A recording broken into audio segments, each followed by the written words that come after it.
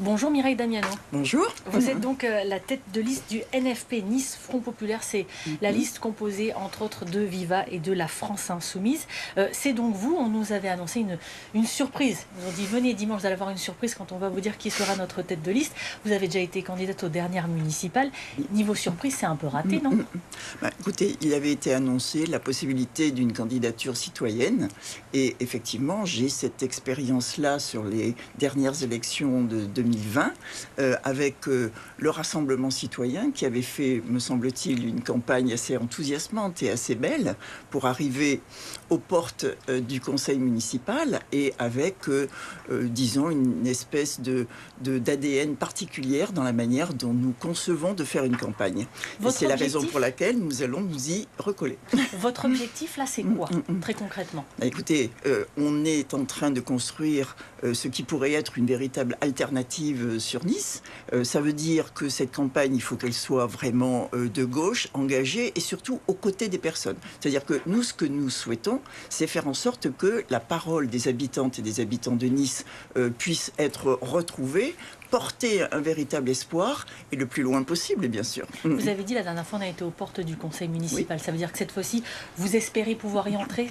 Non ça serait seulement, une défaite si vous n'y non entrez seulement pas. y rentrer, mais y peser de tout notre poids. On a un programme en cours de gestation. Encore une fois, c'est un projet qu'on va co-construire avec les gens que nous allons rencontrer. Et c'est ça qui nous semble le plus important. Oui. J'ai parlé beaucoup hier de démocratie et je crois à la démocratie locale. Alors, vous avez obtenu moins de 9% des voix au premier tour lors des dernières municipales. Pourquoi, cette fois-ci, est-ce que vous pourriez faire mieux? On est dans une situation qui est quand même assez particulière, d'abord d'éclatement des listes possibles, mais surtout avec un danger qui nous semble être très très fort entre le renouvellement de M. Estrosi pour la 4e fois, et surtout une extrême droite aux portes du conseil municipal. Il me semble que ce danger-là doit être pris en considération très très fort et qu'on doit permettre.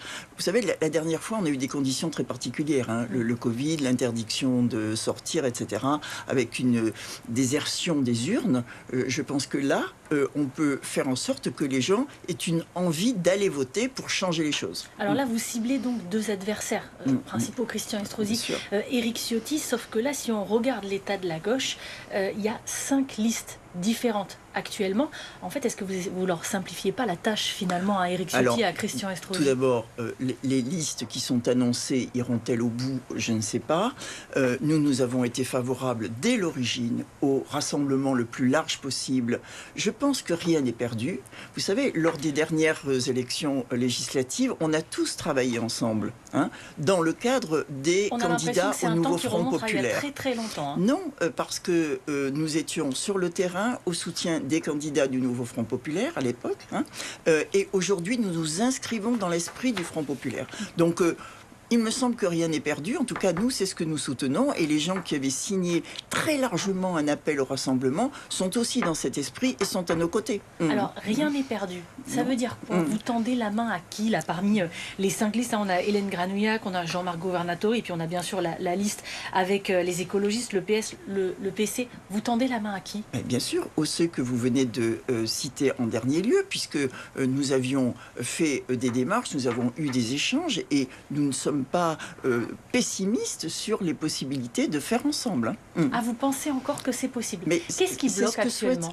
Mais je pense que, vous savez, il y a des logiques qui sont aussi des logiques de liste, des logiques de place. Ce ne sont pas tout à fait la manière dont nous fonctionnons. Aujourd'hui, je pense qu'on est en capacité de démontrer qu'on peut faire autrement et de faire que les gens reviennent à la politique et à la chose publique.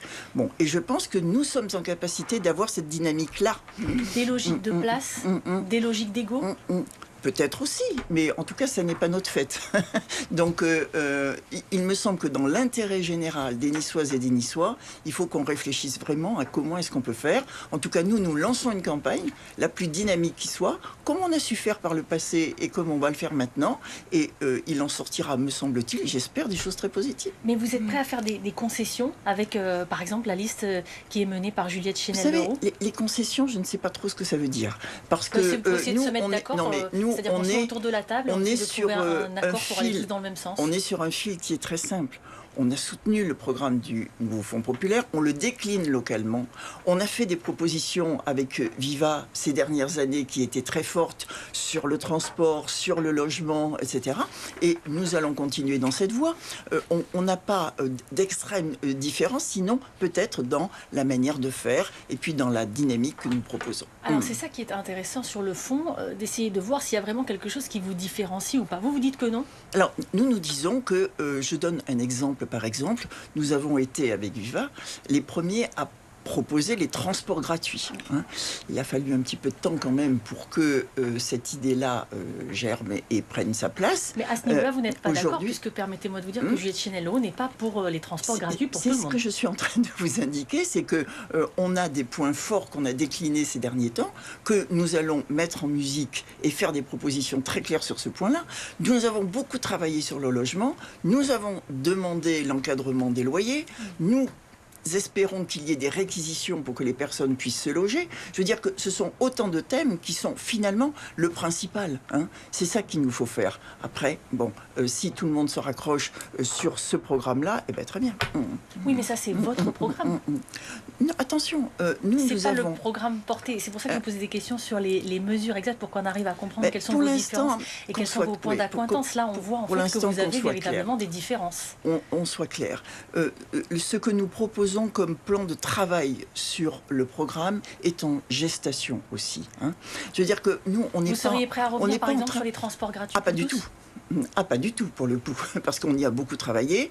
On participe d'ailleurs à une formation nationale sur toutes les villes qui ont mis en place ce process. Alors, sur quoi est-ce que vous serez prête à faire des concessions? Encore une fois, le mot concession n'est pas celui, me semble-t-il, si vous me le permettez, qui doit être utilisé. Lequel faudrait-il utiliser? Je pense qu'il faut décliner le Front populaire, le programme du Front populaire localement. Tous étaient d'accord. Donc il ne devrait pas y avoir de difficultés. Après, le point de vue local est un point de vue compliqué et je crois qu'il ne faut pas tout à fait oublier qu'on a un déplacement des compétences vers la métropole et qu'il ne faut pas oublier ça aussi parce que beaucoup de choses dépendent de la métropole et il faut qu'on s'attaque absolument au problème de la manière dont les personnes dans les quartiers font remonter les projets et ont une capacité de décider et de dire ce que nous disons, c'est que les personnes sont des experts de leur situation. On n'est pas là, nous, en tant qu'experts de la politique, et moi encore moins. Donc quand on a des rencontres qui permettent de dire effectivement que voilà nos besoins, voilà comment on va les porter, voilà comment on les exprimer, nous pouvons aider à ce qu'elles soient exprimées et portées. Et ça, c'est fondamental. Sur le programme, vous êtes pour le désarmement de la police municipale? Alors ce que nous disons, c'est qu'il est nécessaire de faire un audit complet sur qui fait quoi. Ce qui nous semble, c'est que en réalité, aujourd'hui, on a des missions de police nationale qui sont confiées à la police municipale, ce qui pose un énorme problème de qui fait quoi. Et que ce que nous disons, c'est que le surarmement ne règle strictement rien. Maintenant, nous sommes vigilants à ce que ceux qui interviennent sur le terrain ne soient évidemment pas mis en danger.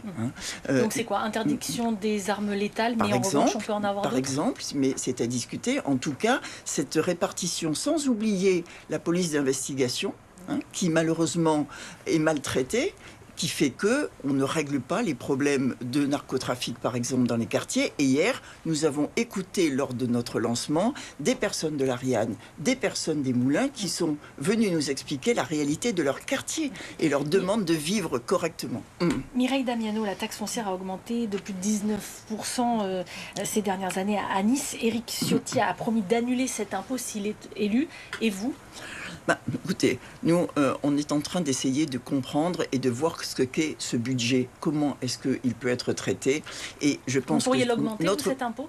Bien sûr que non, mais il me semble tout à fait que nous pourrions inverser les priorités. Le problème, c'est quelles sont les priorités qui sont aujourd'hui mises en place, et je pense que c'est avec ça qu'on n'est pas d'accord.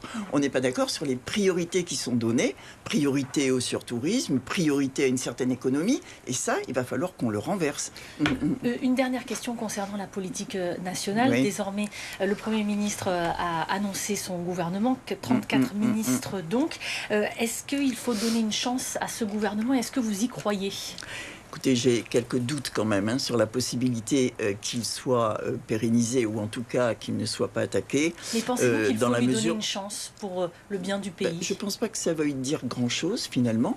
Nous ne nous inscrivons pas forcément dans la politique nationale, hein, mais ce qui est décliné aujourd'hui ne semble pas être, en tout cas, dans l'intérêt de ceux qui ont voté autrement. Moi, ce qui m'inquiète, de là où je parle, hein, c'est que nous continuons le déni de démocratie. C'est-à-dire que avant, on n'a pas mis à la tête du gouvernement quelqu'un qui aurait dû sortir des urnes, c'est-à-dire quelqu'un de gauche. On est dans ce déni et on continue. Et ça ne peut donner que malheureusement ce qui se passe aujourd'hui. Merci beaucoup Mireille Damiano d'être venue ce matin et puis d'avoir accordé votre première interview en tant que tête de liste de Nice Front Populaire à BFM Nice Côte d'Azur. Merci.